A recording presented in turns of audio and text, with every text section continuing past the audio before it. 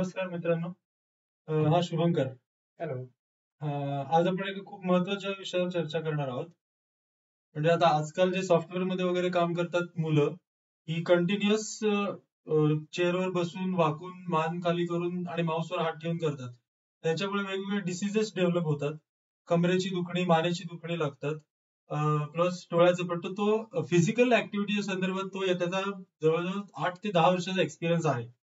तर तो आपल्याला त्याच्याबद्दल काही टिप्स देणार आहे महत्वाच्या.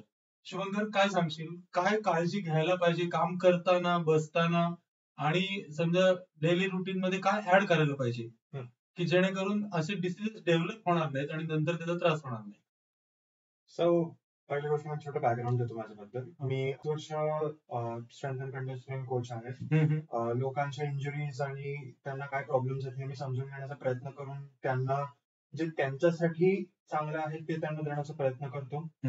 त्याच्यामध्ये सगळ्यात जास्त कॉमन गोष्ट मी काय पाहिली की लोकांना गुडघ्याचे दुखणे, लोअर बॅकचं पेन, मानेचं पेन हे खूप जास्त होतं. पण खूप छान दिलेत, रिमार्क पण छान दिलेत लोकांनी. त्यांना खूप फरक पडला तुझ्या एक्सरसाइजच्या ऍडवाइसनी. आता याचं कारण मी पूर्णतः स्वतःहून नाही घेणार. याच्या मागे जे फिजिओथेरपिस्ट आहेत ज्यांनी माझी मदत केली आहे, मला शिकवताना ऑर्थोपेडिक सर्जन ज्यांनी माझी मदत केली आहे, त्यांनी मला त्यांचं नॉलेज दिलंय. सो त्याच्यामुळे मला थोडीशी आयडिया येते आता की एक्झॅक्टली काय प्रॉब्लेम्स होऊ शकतात लोकांना आणि त्यांच्यावरचं सोल्युशन काय कसं करू शकतो. मग तू काय सांगशील आपल्या प्रेक्षकांना? मला सगळ्यात पहिली गोष्ट वाटते की मुव्हमेंट ही गरजेची असते. ही कशीही असू दे. तुम्ही एक हाफ एन आवर 45 मिनिट्स किंवा 1 आवर एक वर्कआउट करा. तुम्ही योगासन करू शकता, वॉकला जाऊ शकता, बट काहीतरी मुव्हमेंट असणं गरजेचं असतं.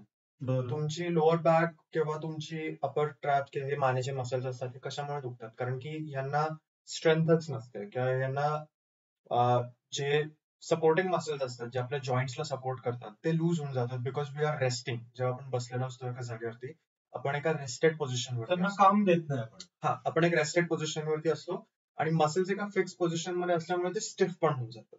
ओके. सो त्याच्यासाठी स्ट्रेचिंग करणं किंवा थोडं मुवमेंट करणं, हा एक म्हण असते, मोशन इज लोशन. ओके. याच्या मागे तथ्य आहे की जे आपण मुवमेंट करतो याच्यामुळे आपल्याला पेन कमी होईल.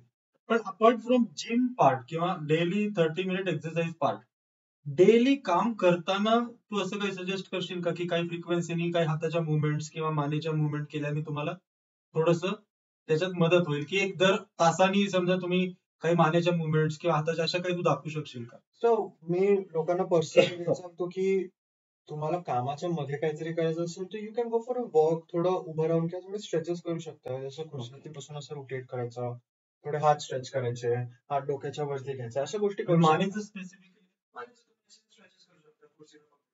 अशा काही गोष्टी करू शकता. बट मी अजून एक गोष्ट ही पण सांगेन की जर का तुमचं काम खरंच एवढं जास्त बिझी असेल की तुम्हाला कामाच्या वेळेस कामच करावं लागत असेल, तर once your work is done or before your work, if you can, try to give at least 45 minutes to an hour to the workout itself.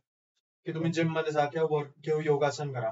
याच्यामध्ये तुम्ही एसेन्शियली जे काही तुम्हाला कामामध्ये करता येत नाही, बिकॉज ऑफ लेट्स से की तुमच्या जिम मध्ये कसं एन्व्हायरमेंट आहे की तिकडे तुम्हाला उठून काही करता येऊ नाही शकत. You are constantly seated down.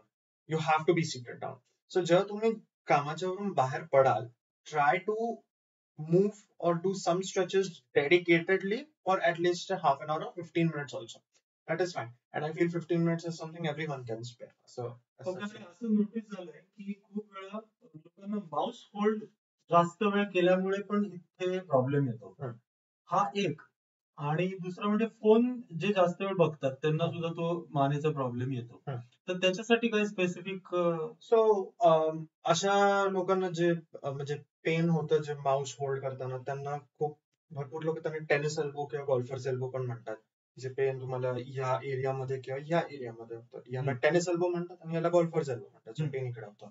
So हे युजली तुम्ही जेव्हा काहीतरी इंट्रिकेट वर्क करत असाल किंवा तुमचा हात एकाच पोझिशन वरती खूप वेळ असेल, भरपूर पायलट्सला होतं, वॉचमेकर्सला होतं किंवा बाईक रायडर्सला होतं. सो अशा वेळेस द प्रॉब्लेम ऍक्च्युली त्या स्पेसिफिकली एल्बो मध्ये प्रॉब्लेम नसतो, पण तुमच्या लॅट मसल्स मध्ये किंवा तुमच्या स्कॅपुला मध्ये जे मसल्स असतात त्यांच्यामध्ये ते स्टिफनेस किंवा वीकनेस असतो किंवा इनस्टेबिलिटी असते. इव्हन हँड रेस्ट ठेवल्याने पण शोल्डर हँड रेस्ट होता, तुमचा शोल्डर असा हा नॅचरली हा वरती जातो. सो त्याच्यामुळे हे पण मसल्स ह्याला आपले मधून असं काही एक तासाभराने काही स्ट्रेचेस असे काही दाखवू शकशील, सांगू शकशील का? तुम्ही हे तेच नेकचे स्ट्रेचेस करायचे, थोडेसे हात आणि मूव्ह करायचे, शोल्डरला पंजासाठी रोटेट वगैरे असं करायचं. काही? You can stretch out your four arms.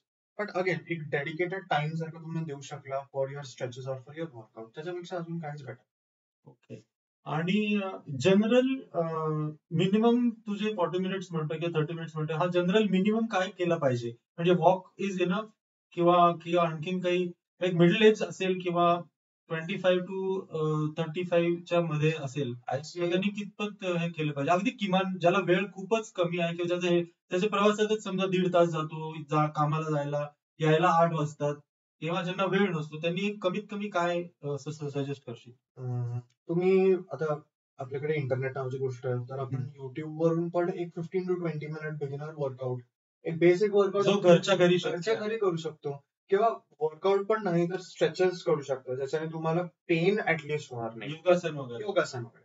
पण मला असं वाटतं की जगातले सगळ्यात बिझी लोक पण ऍट वन पॉइंट थोडा वर्कआउट करतात. करायला पाहिजे. तर मला असं वाटतं की एक डेडिकेटेड टाइम जर का तुम्ही जिमला दिला, आणि का स्पेसिफिकली जिम, कारण का तुम्ही जेव्हा जिम मध्ये जाता, स्ट्रेंथ ट्रेनिंग करता, ते मुवमेंट्स करता, तेव्हा तुम्ही मसल बिल्ड करत असता. हम्म. आणि मसल बिल्ड करणं म्हणजे काय होतं, it is essentially a solution to all of your problems. Okay. Meaning it not only creates strength, rigidity, but it also boosts your immune system. तुम्हाला इंजुरी होण्यापासून ते वाचवतं. जर का तुम्ही कुठे पडलात किंवा ऍक्सिडेंटली काही झालं तुम्हाला, तर ते शॉक अब्झॉर्बर्स नाही, पण ऍज कुशनिंग काम करतं for your organs. It is a protective layer. So I will always say की जर का तुम्हाला वेळ देता आला तर थोडंसं स्ट्रेंथ ट्रेनिंग बेसिक पण हा करायला एक्सरसाइज विदाउट जिम घरी करता येऊ शकतो, मसल बॉडी वेट एक्सरसाइजेस सगळे करू शकतात. आणि walk is not enough. Walk is good for burning calories and walk is very good as an activity, but I wouldn't consider that as a workout. अच्छा. It is good for people who sort of want to get out of the house, get fresh oxygen. It's very good for that. पण मी हेही म्हणेन की strength training करायला किंवा weight training करायला काय वयाचं बंधन नसतं. तुम्ही कुठल्याही वयामध्ये चालू करू म्हणजे शकता. रिटायर्ड असतील, अबव्ह 45 असतील, ते सुद्धा करू शकतात. There is a power lifting category, ज्यांना सिनियर्स म्हटलं जातं किंवा मास्टर्स म्हटलं जातं. There are 4 categories of masters: Master 1, Master 2, Master 3, and Master 4. Okay. So Master 4 ची कॅटेगरी आहे ती 70 प्लस 75 प्लसच्या म्हणजे लोकांची. ते पण करू शकतात. क्या बात आहे. सो ते नॅशनल पॉवर लिफ्टर होल्डर्स आहेत, वर्ल्ड रेकॉर्ड होल्डर्स आहेत, त्या वयात पण तुम्ही करू शकता. मित्रांनो, मी खूप अडून त्याला विचारलं काही शॉर्टकट आहे का रेग्युलर एक्झरसाइजला, जिमला. त्यांनी एकच सांगितलं, तुम्ही बाकीच्या गोष्टीसाठी वॉकिंग, स्ट्रेचिंग हे करू शकता, पण एज वाईज तुम्हाला जर हेल्दी एजिंग पाहिजे असेल आणि सिनियर एजमध्ये नंतरच्या एजमध्ये जर तुम्हाला काही त्रास व्हायचा नसेल, तर मसल स्ट्रेंथनिंग हे जर तुम्ही केलं तर अनेक हेल्थ इश्यूजपासून तुमची सुटका होते. So please consider, it is very important.